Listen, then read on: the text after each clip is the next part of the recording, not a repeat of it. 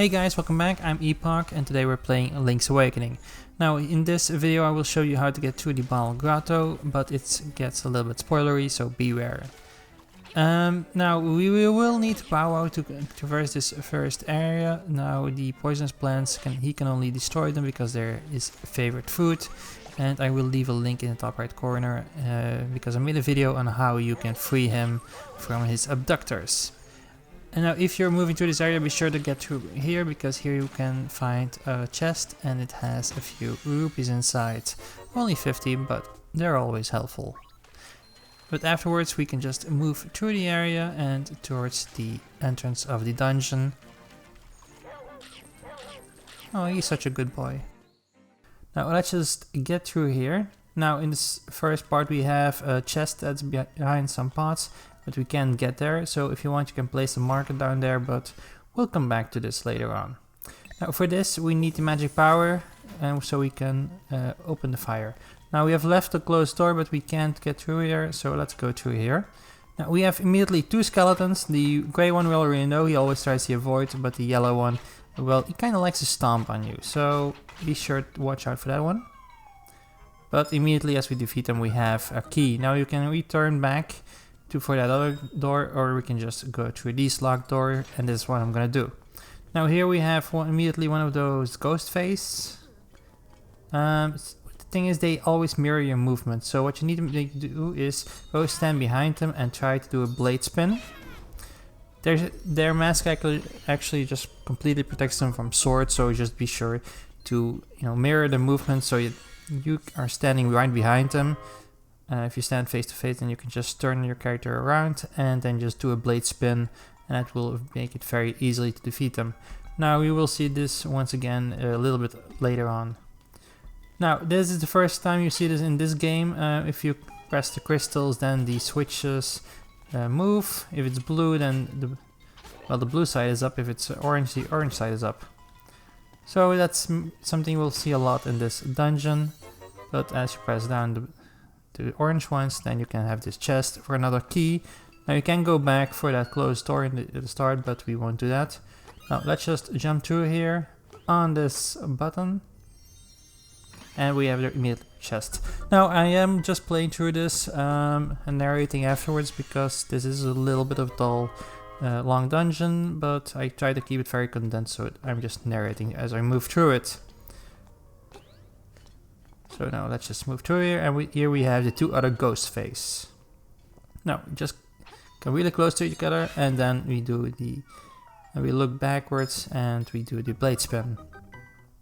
Now we're gonna go back for that key. Now this dungeon has a lot of backtracking, so yeah. Now I will take this key right now, and then I will probably move to the... Yeah, we'll move to the closed room. Now just be sure to open this crystal, turn it blue, because I forgot about these two orange tiles. Now once again we have these skeletons. Now you can just avoid them, or you can kill them as you want. There's no real point in killing them, but yeah, I kind of was doing this just to have maybe a heart or a rupee. Okay, so let's get through this part really quickly. Now be aware for the traps, just try to spring them first, unlike I do, and then you can just move through them. Light the fires so the doors will open, and you also... Oh yeah, and I also have to kill the bat. I am being really dumb here. Now, you can light these fires, but they don't really do anything for some reason. Now, just go try to stand at the corner of the room and really quickly move to the other side. Now, because otherwise you have the chance that you will jump on top of the, on top of that guy. Okay, so now we have a stone beak. Now, I don't really need that because I already know the dungeon. I'm being really dumb with the traps. I already know the dungeon actually, because this is my second playthrough. I do 2 playthroughs on the same time. One is just mainly to experience the game for myself, not really caring about deaths and stuff like that, and the other one is like a perfect no death game, and the one I'm also using for these recordings. Oh. That's an easy way to get some bags. And let's move through. Here we have once again those ghost faced. No point in killing them, but once again I do it just for the hearts or the rupees. And now let's continue. Now we have these toon spine shells. Now just block them and so they are on the back, and then we can just kill them with our swords. Easy peasy, lemon squeezy. Now we have enough keys so we can open this door. Now if you talk to this owl statue, now be quick when you enter because the light ball is coming your way. If you talk with the statue, then it will say that you have to make everything identical, and that just basically means you have to push these two buttons or all these two tiles together. Then we have this secret staircase, and let's just move through there. Once again we have a little 2D part. Now we just wait for the platform, and there we go.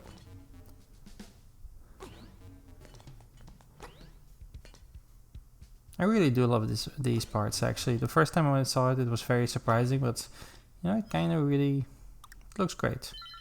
So if you want, note that I made a save over here because you know, there is a chance that you die on the next boss. I found it really difficult on my first playthrough for some reason. Now you can just move through this area really quickly, don't have to kill anything. Now this is the Cyclops. He's probably have a different name in Zelda world, in Zelda fantasy, but he does 2 attacks. So first thing is he grabs you and he throws you. Or he just throws a bomb at you. Now the problem is you need to dodge him. He always throws you on one of those cracked tiles, and if you keep standing out way too long, it will, you know, drop down. So use jump if needed to run past him, you know, to dodge him. So you can just hit him in the back, or yeah. I was really playing badly on this playthrough, but anyway we got him, that's okay. And here you have a fairy. Now if you have the bottle from the fishing, then you can capture this you know, fairy for in the future.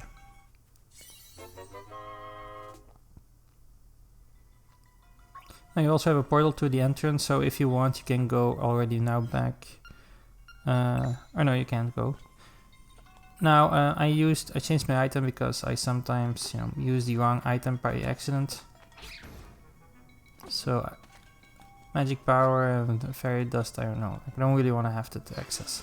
Now just keep standing on the door while this first effect is done, and then just move really quickly towards the chest, and so you can open it, and now you have a map of the dungeon. Now just try not to get sucked over at the edge, and then just try to get as quickly as through this area as possible. Okay, so now we have this door over here, and that's pretty important. Just quickly get your magic powder, because that will be useful in the next room. And while we're at it, I'm just gonna open the chest, because why not?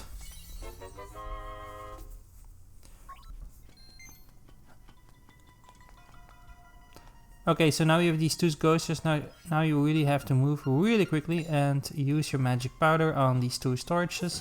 These ghosts are afraid from the fire, so if you just light the 2 torches, the ghosts will disappear and this chest will come down. Now this chest is probably one of the most useful items at the very start, and that is the power bracelet. What this actually means is, well, at last you can pick up pots and stones. So all your stones you see in the outside, and all these pots, now you can lift them up and destroy them, which is great. You know, with this thing you will actually unlock a lot of the outside world.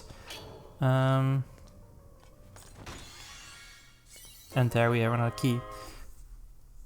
So you just play a lot with these buttons. As you can see, it had to be blue to get through this part. Here we have the spine shield, so we just are gonna try to knock him over the edge so he doesn't hurt us. And here we have our little bats. And let's just try to kill him as quickly as possible.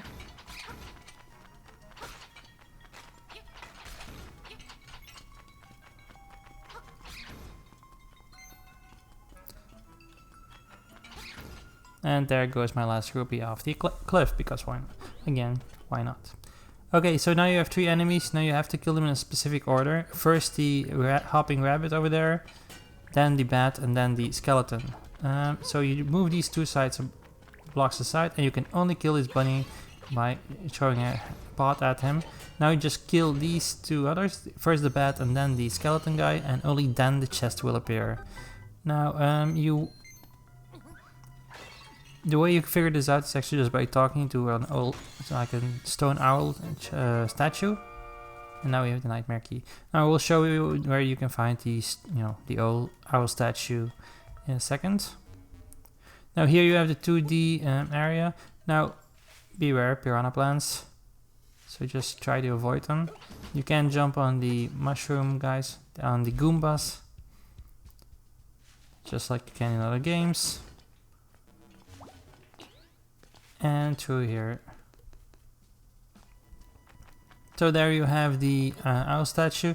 Now it's probably faster to just go back to the other side and just go back, jumping over through these holes. But in all honesty, I went back through the 2D area, back up the stairs, and that was probably slower. But yeah, why not? We're not in a rush that much. So just once again wait for the piranha plant. And then we can jump over without any hazard. Stand on this one. So I went too far actually, so you just first need to stand on top of this piranha plant tube, then over on this island, and then we can jump through.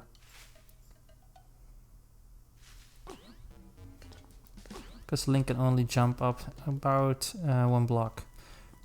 Okay, so now let's move on towards the end of the dungeon.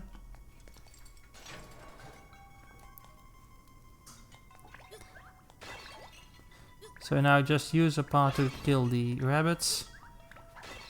You can also use it on ordinary enemies like this one, but your sword is probably a lot easier.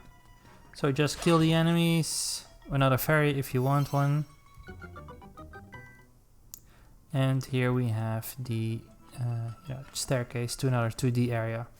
Now there are 2 kinds of platforms in these 2D areas. Now you have first this one, just stand on top of them and they drop. But the next one is a little bit different. He will have eyes appear as you stand on top of it, and he won't want to drop down. So what you will need is some extra weight. So for that reason just pick up a pot and stand on him, and then he has no choice but to drop down. Nothing in the pots. Okay, let's move on. Now this is the entrance towards the nightmare boss, or the boss of the dungeon. Let's just meet him immediately. And here we have it, it's a pot. With a genie inside, who looks like the odd cousin of, I don't know, Krusty the Clown meets E.T. This little ruby on his head. Now he has 2 phases. The first phase is just mainly avoiding his fireballs. Now he will throw down 8 or something? 4, 5, 6, 7, 8 fireballs. And then he will go into his pot. You can hit it once with your sword, but then he can't move anymore. But what you will be able to do is just pick up his spots and throw it against the wall. Now you have to repeat this phase 3 times. So once again you just dodge them. Really quickly dodge them, just move in like an S shape or like an L shape or whatever. And just throw him against the wall.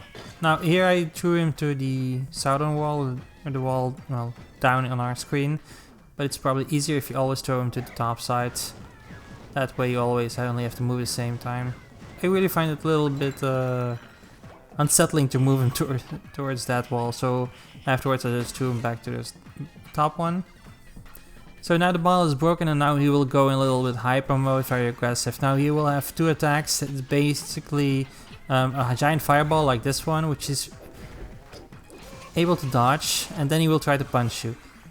He will only 3 attacks when she stops punching you, and he's not that strong. His punches aren't that strong, so just block and well, hit him with your sword as much as possible. He only needs 3 blocks, his punches only take like 1/2 of your hearts. So just hit him and there we go.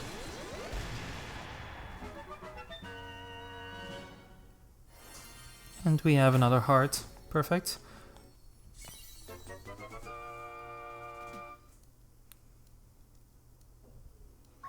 Okay, towards the next room we have our prize, which is the next musical instrument we needed. The second of 8, I believe. The conch horn. And now we will have a white screen that will give us a tip towards which next area we have to go, where we can find a dungeon.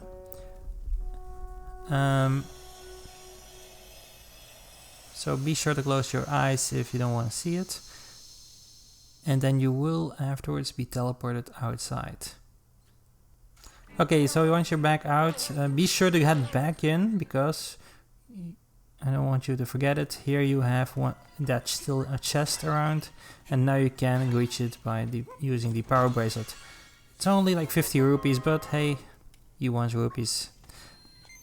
Especially if you want a bow for like 920 rupees if you haven't bought yet.